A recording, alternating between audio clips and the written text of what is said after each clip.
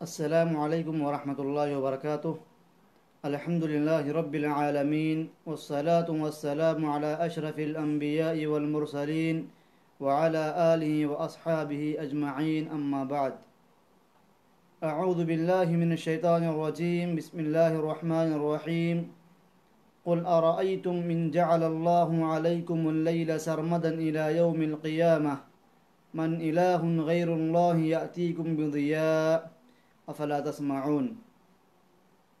محترم ناظرین، میں آپ کا بھائی ڈی ضیاء الرحمن عمری۔ آج 9 رمضان 3 مئی 2020۔ اللہ تعالیٰ کا تعارف اس سلسلے کا یہ 9واں حصہ ہے۔ گزشتہ دروس میں یہ بات بتائی گئی تھی کہ کن صفات کی حامل ذات اگر ہو تو وہ ذات معبود ہو سکتی ہے۔ بطور مثال 2-3 چیزیں بتائی گئی تھیں کہ وہ رزق کا مالک ہو، وہی پیدا کرنے والا ہو، تو وہی ہماری عبادت کے لائق ہو سکتا ہے۔ انشاءاللہ آج ہم ایک اور اہم صفت بیان کریں گے جو صرف اور صرف اللہ تعالیٰ کے پاس پائی جاتی ہے، اللہ کے سوا کوئی صفت کا حامل نہیں ہے۔ جیسا کہ اللہ نے کہا سورہ قصص کے اندر آیت نمبر 71-72، قل ارأیتم ان جعل اللہ علیکم اللیل سرمدا الى یوم القیامہ من الہ غیر اللہ یأتیکم بضیاء افلا تسمعون۔ اے نبی، آپ ان سے پوچھئے، بھلا بتلاؤ تم، اگر اللہ تعالیٰ سارا زمانے کو رات ہی رات کر دے، اگر اللہ تبارک و تعالیٰ زمانہ بھر رات ہی رات کر دے، یعنی زمانے کے اندر دن رام کی کوئی چیز نہ ہو، دن نہ ہو بلکہ مسلسل رات ہی رات ہو، من الہ غیر اللہ یأتیکم بضیاء، تو کون سا معبود ہے جو تمہارے لیے دن کو لائے؟ وہ کون سا معبود ہے جو تمہارے لیے دن کو لائے؟ افلا تسمعون، کیا تم لوگ سنتے نہیں ہو؟ آگے اللہ نے کہا قل ارأیتم ان جعل اللہ علیکم النہار سرمدا الى یوم القیامہ من الہ غیر اللہ یأتیکم بلیل تسکنون فیہ افلا تبصرون۔ اے نبی، آپ ان سے پوچھئے، ان سے کہہ دیجئے، تمہارا کیا خیال ہے اگر اللہ تعالیٰ سارے زمانے کو دن ہی دن رکھ دے، رات نہ ہو بلکہ پورا زمانہ مسلسل دن ہی دن ہو، تو کون سا معبود ہے جو تمہارے واسطے رات کو لائے گا جس رات میں تم سکون پاتے ہو، تم سکون حاصل کرتے ہو؟ افلا تبصرون، کیا تم دیکھتے نہیں ہو؟ اللہ تعالیٰ نے ان آیتوں کے اندر 2 اہم سوالات کیا ہے۔ وہ 2 سوالات، ایک ہے رات کے تعلق سے، ایک ہے دن کے تعلق سے۔ اگر اللہ تعالیٰ سارا زمانہ رات کر دے تو دن لانے والا کون؟ اسی طرح اگر اللہ تعالیٰ سارا زمانہ دن ہی دن کر دے تو رات لانے والا کون؟ یہاں سوال یہ پیدا ہو رہا ہے۔ اللہ تعالیٰ نے یہ نہیں کہا کہ اگر اللہ تعالیٰ سارا زمانہ رات رکھ دے تو دن کون لائے گا، یہ سوال نہیں ہے۔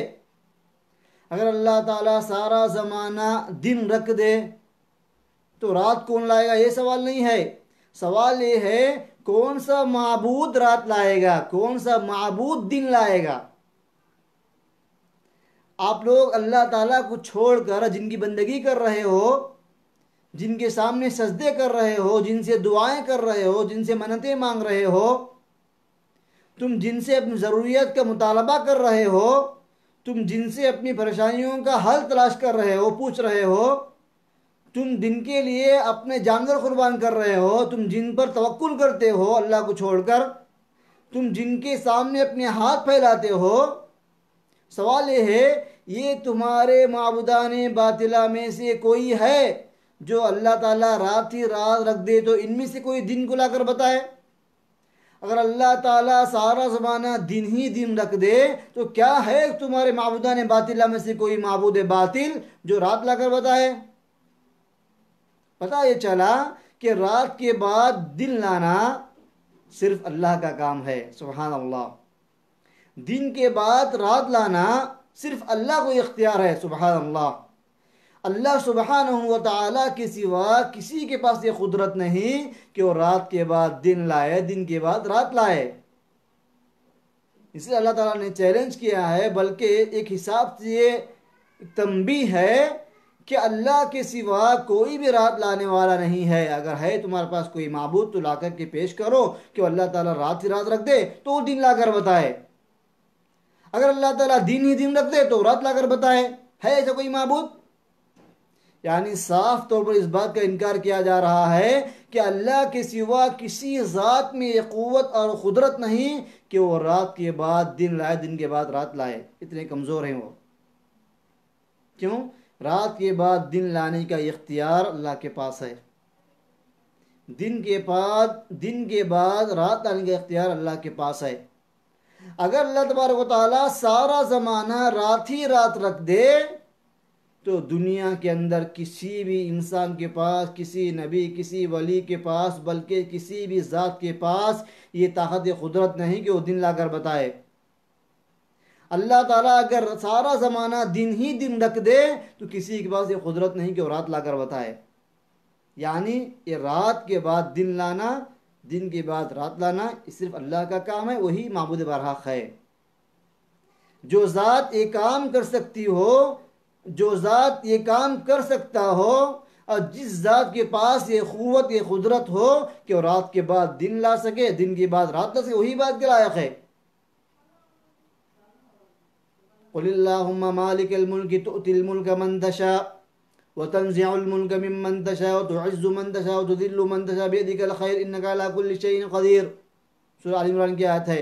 تولج اللیل فی النہار وتولج النہار فی اللیل وتخرج الحی من المیت وتخرج المیت من الحی وترزق من تشاء بغیر حساب۔ یہ سارے کام اللہ تعالیٰ کرتا ہے۔ اے نبی آپ کہہ دیجئے، اے اللہ تو بادشاہوں کا بادشاہ ہے، تو جس کو چاہتا ہے بادشاہت سے نوازتا ہے، اور تو جس سے چاہتا ہے بادشاہت کو لے لیتا ہے۔ جس کو چاہتا ہے تو عزت سے نوازتا ہے، تو جس کو چاہتا ہے ذلت سے دوچار کرتا ہے۔ بیدک الخیر، ہر طرح کا خیر تیرے ہاتھ میں، انک علی کل شیء قدیر، تو ہر چیز پر قادر ہے، تو ہر چیز پر قادر ہے۔ ہمارا معبود ایسا ہو، ہمارا معبود ایسا ہو، ہر چیز پر قادر ہو، ہر چیز کی ملکیت اسی کے ہاتھ میں ہو، کوئی بھی چیز اس کی ملکیت سے باہر نہ ہو، یہ ہمارا معبود ہے، معبود برحق ہے۔ تولج اللیل فی النہار، اے اللہ تعالیٰ تو رات کو لاتا ہے دن کے بعد، اور تو دن کو لاتا ہے رات کے بعد،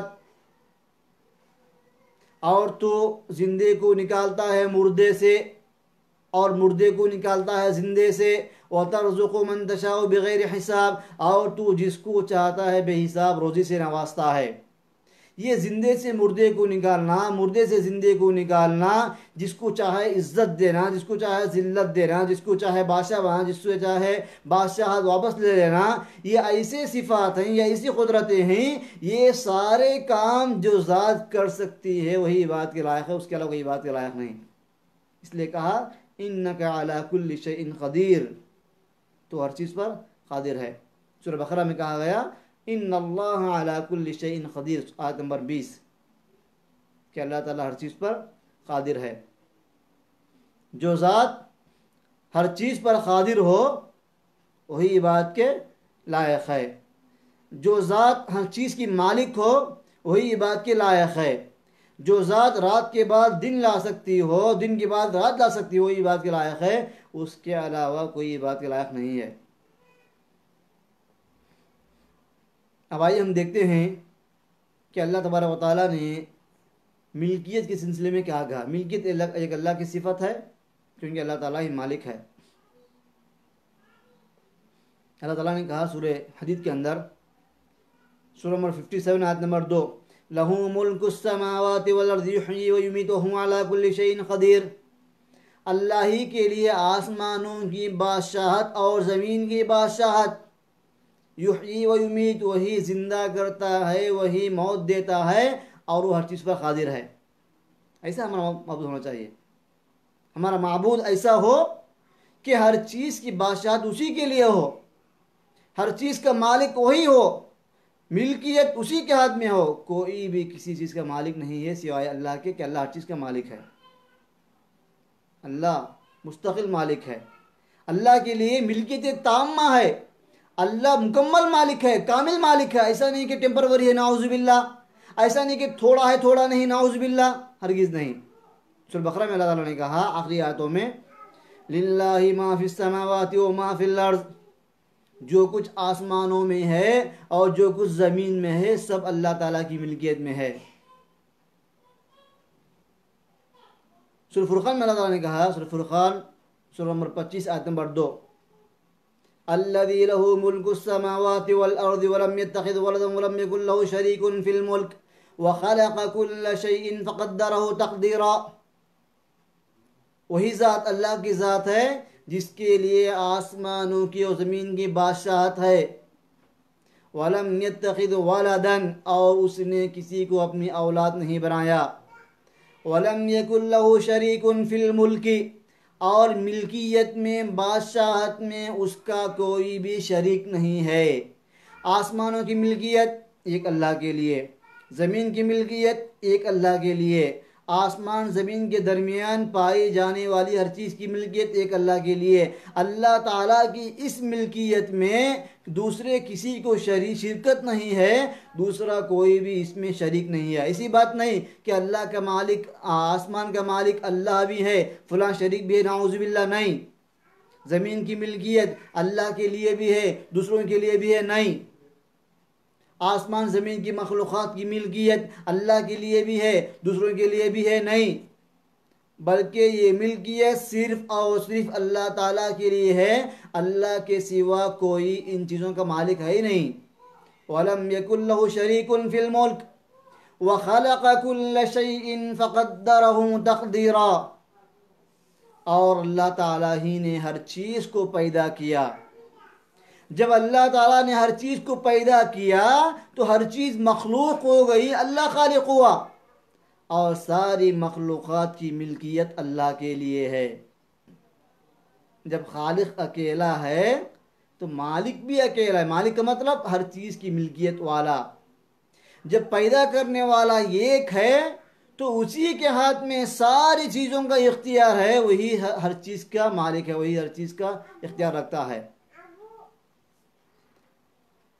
پتہ یہ چلا کہ اللہ تبارک و تعالی آسمان زمین کی ہر مخلوق کا مالک ہے، اسی کے ہر چیز کی ملکیت ثابت ہے، لہٰذا اس کے علاوہ کوئی معبود برحق نہیں۔ آپ لوگوں کا کیا خیال ہے کہ ہمارا معبود ایسا ہو جو ہر چیز کا مالک ہو، یا پھر ایسا ہو جو تھوڑی چیزوں کا مالک ہو، تھوڑی چیزوں کا مالک نہ ہو؟ نہیں، ہمارا معبود برحق تو وہی ہو سکتا ہے جو ہر چیز کا مالک ہو، کوئی بھی چیز اس کی ملکیت سے باہر نہ ہو، اس کی ملکیت کاملہ سے باہر نہ ہو۔ اگر اللہ تعالیٰ چاہے قُلْ مَنْ يَرْزُقُكُم مِّنَ السَّمَاءِ وَالْأَرْضِ أَمَّن يَمْلِكُ السَّمْعَ وَالْأَبْصَارَ وَمَنْ يُخْرِجُ الْحَيَّ مِنَ الْمَيِّتِ وَيُخْرِجُ الْمَيِّتَ مِنَ الْحَيِّ وَمَنْ يُدَبِّرُ الْأَمْرَ فَسَيَقُولُونَ اللَّهُ فَقُلْ أَفَلَا تَتَّقُونَ۔ سورہ یونس کی آیت ہے، جسے کل بتایا گیا تھا، پرسوں بتایا گیا تھا کہ کون ہے جو آسمانوں کا مالک ہے، جو زمین کا مالک ہے، کون ہے جو زندے سے مردے کو نکالتا ہے، مردے سے زندے کو نکالتا ہے، کون ہے جو معاملہ تدبیر کرتا ہے؟ تو لوگ کہیں گے فَسَيَقُولُونَ اللَّهُ، لوگ کہیں گے کہ یہ سارے کام اللہ تعالیٰ ہی کرتا ہے، یعنی آسمان کا بادشاہ اللہ ہے، زمین کا مالک بھی اللہ ہے، زندے سے مردہ نکالنے والا بھی اللہ ہے، مردے سے زندہ نکالنے والا بھی اللہ ہے، سارے معاملات تدبیر کرنے والا بھی اللہ ہے۔ تو لوگ کہیں گے کہ اللہ تعالیٰ ہی ہے، فَقُلْ أَفَلَا تَتَّقُونَ، تم پھر بھی اللہ سے کیوں نہیں ڈرتے؟ تم جانتے ہو کہ زمین کا مالک اللہ، آسمان کا مالک اللہ، پھر بھی تمہارے دلوں میں تقویٰ کیوں نہیں آتا؟ پھر بھی تم لوگ گمراہی میں کیوں اڑے ہوئے ہو؟ فَذَلِكُمُ اللَّهُ رَبُّكُمْ فَمَاذَا بَعْدَ الْحَقِّ إِلَّا الضَّلَالُ فَأَنَّىٰ تُصْرَفُونَ۔ یہی اللہ تمہارا حقیقی رب ہے، اس حق کے علاوہ جو بھی چیز ہے وہ گمراہی ہے۔ یہ حق ہے کہ اللہ تعالیٰ اکیلا مالک ہے، اللہ تعالیٰ اکیلا معبود ہے، باقی کی ہر چیز گمراہی ہے۔ فَأَنَّىٰ تُؤْفَكُونَ، تم کہاں بھٹک رہے ہو؟ پتہ یہ چلا کہ اللہ تبارک و تعالیٰ ہر چیز کا مالک ہے۔ سورہ فاتحہ میں اللہ تعالیٰ نے کہا مالک یوم الدین، یوم الدین سے مراد قیامت کا دن ہے۔ اللہ تعالیٰ ہی قیامت کے دن کا مالک ہے۔ دنیا میں اللہ تعالیٰ انسان کو تھوڑا بہت اختیار دیا ہے، اس اختیار کا غلط استعمال کرنے کا مطلب یہ نہیں کہ انسان یہ سمجھ لے کہ میں ہر چیز پر قادر ہوں، نعوذ باللہ۔ اختیار ٹیمپروری ہے، اختیار عارضی ہے۔ اگر اللہ تعالیٰ چاہے تو اس اختیار کو بھی آپ سے واپس لے سکتا ہے۔ اللہ تعالیٰ قیامت کے روز کا مالک ہے۔ اللہ تعالیٰ سوال کرے گا قیامت کے روز لمن الملک اليوم، حدیثوں میں آتا ہے اللہ تعالیٰ سوال کرے این الجبارون این المتکبرون، کہاں ہیں ظلم کرنے والے، کہاں ہیں تکبر کرنے والے، کہاں ہیں گھمنڈ کرنے والے، لمن الملک اليوم، آج کس کی بادشاہت ہے؟ پھر اللہ تعالیٰ ہی جواب دے گا للہ الواحد القہار، آج بادشاہت صرف اس اللہ کے لیے ہے جو تنہا ہے، جو اکیلا ہے، جو زبردست ہے، قوتوں والا ہے، جو قہار ہے۔ اللہ تعالیٰ قیامت کے دن کا مالک ہے۔ دنیا کے اندر ہم اس ذات کی بندگی کرنا ہے جو ہر چیز کا مالک ہے، زمین کا مالک، آسمان کا مالک اور روز قیامت کا بھی مالک ہو۔ ایسے کی بندگی کرنا ہے روز قیامت اس کے اختیار کے بغیر کچھ ہونے والا نہیں ہے۔ سارے فیصلے اسی کے اختیار سے ہوں گے، سارے فیصلے اسی کے اختیار سے ہوں گے، اس کے علاوہ کوئی معبود برحق نہیں ہے۔ اس لیے ہم اس کی بندگی کریں گے تو قیامت کے روز ہم اس کے فضل و کرم سے ہم جنت کے مستحق بن سکتے ہیں۔ آئیے ہم دیکھتے ہیں اب کہ جو لوگ اللہ کے ساتھ شریک ٹھہرائے جا رہے ہیں، لوگ جن کی بندگی کر رہے ہیں اللہ تعالیٰ کے علاوہ، ان کی کمزوری کیا ہے، ان کی صفت کیا ہے؟ قرآن نے کیا کہا؟ ام لہم ملک السماوات والارض وما بینہما فلیرتقوا فی الاسباب، سورہ 7 سورہ نمبر 38 آیت نمبر 10۔ کیا ان کے پاس آسمانوں کی اور زمین کی بادشاہت ہے؟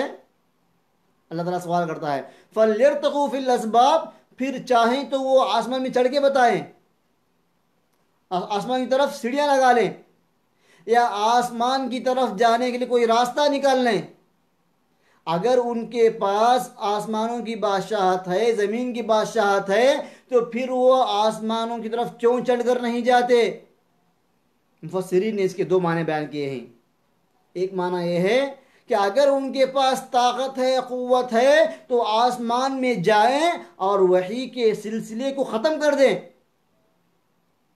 اگر ان کے پاس قوت ہے، اگر وہ اس چیز پر قادر ہیں، اگر وہ زمین کے آسمان کے مالک ہیں، ان کے پاس ملکیت ہے آسمان و زمین کی، جب اتنے وہ طاقت والے ہیں تو ان کو چاہیے کہ وہ آسمان میں چڑھ کر جائیں سیڑھیاں لگا کر کے، یا پھر رسیاں ڈال کر آسمان میں چڑھیں اور وحی کے سلسلے کو ختم کر کے بتائیں، اگر ان کے پاس دم ہو تو، جیسا ہم عام طور پر کہتے ہیں۔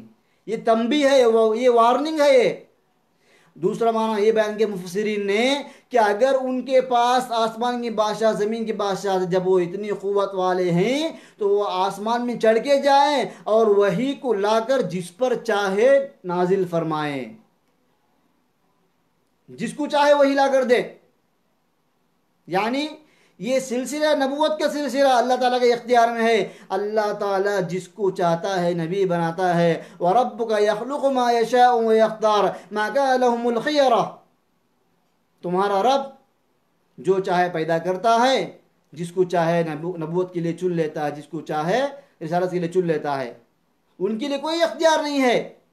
اگر تمہارے پاس آسمانوں کی بادشاہت ہے، زمین کی بادشاہت ہے، تم آسمان کے بادشاہ ہو، تم زمین کے بادشاہ ہو، آسمان زمین تمہاری ملکیت میں ہے، تم اس کے مالک ہو، جب تم اتنی قوت والے، اتنی طاقت والے ہو، اتنی قوت اگر والے ہو، تم اگر اتنی قوت والے ہو، ذرا آسمان میں چڑھ کے بتاؤ، وہی کو روک کے بتاؤ، یا وہی کو لا کر کے تم جس پر چاہے نازل کر کے بتاؤ، یہ کام تم سے نہیں ہو سکتا۔ اچھا، آسمان کی بادشاہت، زمین کی بادشاہت بہت دور کی بات ہے، اللہ نے کیا کہا سورہ فاطر کے اندر، سورہ فاطر سورہ نمبر 35 آیت نمبر 13 35 میں 13، یولج اللیل فی النہار ویولج النہار فی اللیل وسخر الشمس والقمر کل یجری الی اجل مسمی ذالکم اللہ ربکم لہ الملک والذین تدعون من دونہ ما یملکون من قطمیر۔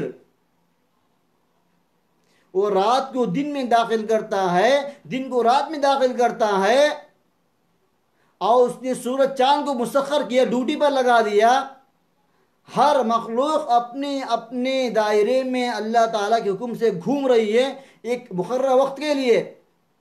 یہی اللہ تمہارا پروردگار ہے جو یہ سب کام کر رہا ہے، رات میں دن کو لانے والا، دن کے بعد رات لانے والا، سورج چاند کو مسخر کرنے والا، ڈیوٹی پر لگانے والا، ان کے اپنے کام پر لگانے والا، یہی اللہ تمہارا رب ہے۔ آگے اللہ نے کہا والذین تدعون من دون ما یملکون من قطمیر، تم اللہ کو چھوڑ کر جن کو پکار رہے ہو وہ یہ قطمیر کے مالک نہیں ہیں، ان کے پاس قطمیر کی بھی ملکیت نہیں ہے۔ قطمیر کا مطلب کیا ہے؟ مفسرین کہتے ہیں جیسا کہ عبداللہ بن عباس رضی اللہ عنہما، امام مجاہد رحمہ اللہ، قتادہ رحمہ اللہ، ابن کثیر رحمہ اللہ ان کے اقوال ذکر کیے ہیں۔ کہتے ہیں ابن کثیر رحمہ اللہ ان کے حوالے سے کہتے ہیں کہ مذکورہ مفسرین نے کہا قطمیر کا مطلب کھجور کی گٹلی پر جو چھلکا ہوتا ہے اس کو کہتے ہیں، یعنی تم جن کی بندگی کر رہے ہو اللہ تعالیٰ کے علاوہ، تم جن کو پکار رہے ہو، تم جن کی عبادت کر رہے ہو، وہ تمہارے معبودان باطلا کھجور کی گٹلی کے اوپر پائے جانے والے چھلکے کے بھی مالک نہیں ہیں، اتنے کمزور ہیں۔ سبحان اللہ، آسمان کے مالک بہت دور کی بات، زمین کی ملکیت بہت دور کی بات، انسانوں کی ملکیت بہت دور کی بات، سورج چاند کی ملکیت بہت دور کی بات، ان کے پاس کھجور کی گٹلی کے اوپر پائے جانے والا باریک سا، بالکل چھوٹا سا، بالکل پتلا سا جو چھلکا ہوتا ہے، اس چھلکے کے بھی وہ لوگ مالک نہیں ہیں، اس چھلکے کی ملکیت بھی ان کے پاس نہیں ہے، اس چھلکے کی ملکیت بھی ان کے لیے کوئی پروف نہیں کر سکتا۔ آگے اللہ نے کہا تم ایسے کی بندگی کر رہے ہو جو کھجور کی گٹلی کے چھلکے مالک نہیں ہے، ان تدعوہم لا يسمعوا دعاءکم، آیت نمبر 14، اگر تم ان کو پکارو گے وہ تمہارا جواب نہیں دیں گے، وہ تمہاری بات نہیں سنیں گے۔ اگر تم ان کو پکاریں گے وہ تمہاری پکار نہیں سنیں گے، تمہاری دعا نہیں سنیں گے۔ وَلَوْ سَمِعُوا مَا اسْتَجَابُوا لَكُمْ، اگر وہ تمہاری دعا کو سن بھی لیے تو اس کو قبول نہیں کر سکتے، جواب آپ کا دے نہیں سکتے۔ سبحان اللہ۔ وَيَوْمَ الْقِيَامَةِ يَكْفُرُونَ بِشِرْكِكُمْ، اور روز قیامت وہ انکار کریں گے کہ وہ تم کو دوسروں کے ساتھ شریک مانتے تھے، وہ تمہارے شرک کا انکار کریں گے۔ وَلَا يُنَبِّئُكَ مِثْلُ خَبِيرٍ، ایسی باریک باریک باتیں، ایسے اہم اہم باتیں، ایسی مفید باتیں اللہ کے علاوہ تم کو کون بتائے گا؟ سبحان اللہ۔ خبر دینے والا اللہ ہے، ایسا خبر دینے والا ہے وہ کہ ایسی خبریں تم کو کوئی نہیں دیتا کہ یہ تمہارے عبادت کے لائق نہیں ہیں۔ اللہ کی رحمت ہمارے اوپر، اللہ کا کرم ہمارے اوپر کہ اللہ تعالیٰ نے ہم کو شرک سے آگاہ کیا ہے، اللہ نے ہم کو شرک سے روکا ہے۔ اللہ کا فضل ہمارے اوپر کہ ہماری ملکیت، ہماری ہمارا معبود تو وہ ہونا چاہیے جو ہر چیز کا مالک ہو، جو زمین کا مالک، آسمان کا مالک ہو، لیکن لوگوں نے ایسوں کو معبود سمجھ لیا جو کھجور کے گٹلی کے چھلکے کے بھی مالک نہیں ہیں۔ اللہ نے کہا سورہ شورا کے اندر، سورہ نمبر 42 آیت نمبر 40 پر 9، للہ ملک السماوات والارض یخلق ما یشاء یہب لمن یشاء اناثا وَيَهَبُ لِمَن يَشَاءُ الذُّكُورَ أَوْ يُزَوِّجُهُمْ ذُكْرَانًا وَإِنَاثًا وَيَجْعَلُ مَن يَشَاءُ عَقِيمًا إِنَّهُ عَلِيمٌ قَدِيرٌ۔ اللہ ہی کے لیے آسمانوں کی بادشاہت، زمین کی بادشاہت، یخلق ما یشاء، وہ جو چاہتا ہے پیدا کر دیتا ہے، وہ جو چاہتا ہے پیدا کر دیتا ہے۔ سورہ نمبر 42 آیت نمبر 49، یہب لمن یشاء اناثا، وہ جس کو چاہتا ہے لڑکیوں سے ہی نوازتا ہے، جس کو چاہتا ہے لڑکوں سے نوازتا ہے، اور جس کو چاہتا ہے لڑکے اور لڑکیاں دونوں عطا کرتا ہے۔ وَيَجْعَلُ مَن يَشَاءُ عَقِيمًا، اور جس کو چاہتا ہے وہ بانجھ بنا دیتا ہے، بالکل اولادی نہیں دیتا ہے۔ بے شک اللہ تعالیٰ ہر چیز کو جاننے والا، ہر چیز پر قادر ہے۔ یہ قدرت ہے یہ اللہ تعالیٰ کی کہ اللہ تعالیٰ جس کو چاہے لڑکیوں سے نوازے، جس کو چاہے لڑکوں سے نوازے، جس کو چاہے دونوں سے نوازے، جس کو چاہے اولاد سے محروم کر دے۔ یہ اللہ تعالیٰ کی قدرت ہے، اللہ تعالیٰ اس کا مالک ہے، اللہ تعالیٰ ہر چیز کا مالک ہے۔ لیکن لوگ ایسوں کی بندگی کر رہے ہیں جو نہ لڑکے نوازتے ہیں، نہ لڑکیاں نوازتے ہیں، نہ دونوں کو نوازتے ہیں، نہ ان کے پاس اس چیز کا اختیار ہے کہ وہ کسی کو بانجھ بنائے، نعوذ باللہ من ذالک، بلکہ وہ خود دنیا میں پیدا کیے گئے ہیں۔ لا یخلقون شیئا وهم یخلقون، وہ کسی چیز کو پیدا نہیں کرتے بلکہ وہ خود پیدا کیے جاتے ہیں۔ اب جو پیدا ہوتا ہے وہ ہر چیز کا مالک ہوتا ہے، جو پیدا ہوا وہ زمین کا مالک ہوتا ہے، جو پیدا ہوتا ہے وہ آسمان کا مالک ہوتا ہے، جو پیدا ہوتا ہے کیا وہ سورج چاند کا مالک ہو سکتا ہے؟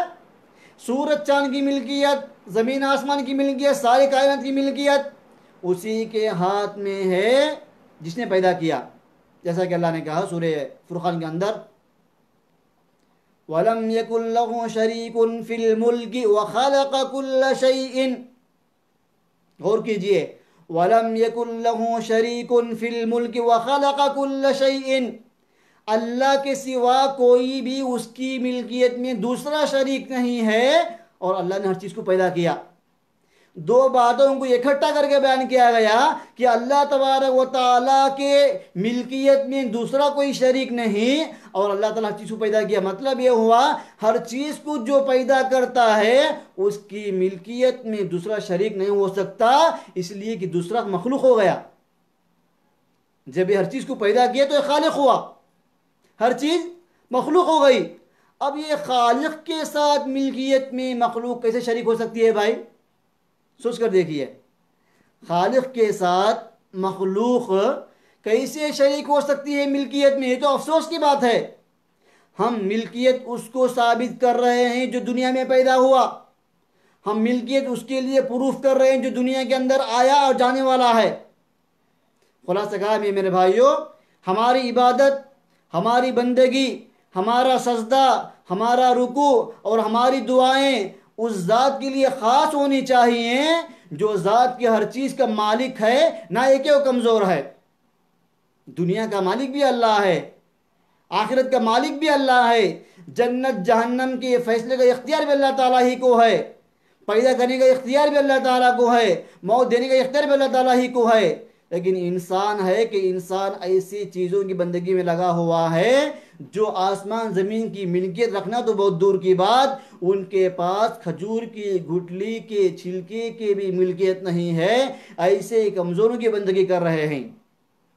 اللہ تعالیٰ تنبیہ کر رہا ہے، اللہ تعالیٰ وارننگ دے رہا ہے، تم ایسوں کے پیچھے مت پڑو جو تم کو پیدا کرنا تو دور کی بات، جو ایک مکھی کو پیدا نہیں کر سکتے، مکھی پیدا کرنا بہت دور کی بات، جو کھجور کی گٹلی کے جو چھلکا ہوتا ہے اس کی ملکیت بھی ان کے لیے ثابت نہیں ہے، بلکہ وہ خود بہت کمزور ہیں۔ محترم بھائیوں، وقت ہو رہا ہے، انشاءاللہ آپ لوگ جڑے رہیے ہر دن 2 بجے سے لے کر 2:30 بجے تک دوپہر میں۔ انشاءاللہ اگلے درس میں ہم بیان کریں گے اگلی باتیں۔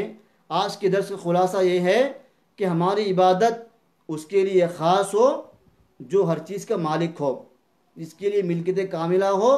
یہ ملکیت جو ذات ہر چیز کا مالک، وہی ہماری عبادت کا لائق۔ اب دنیا میں ہم دیکھتے ہیں کہ اللہ کے سوا کوئی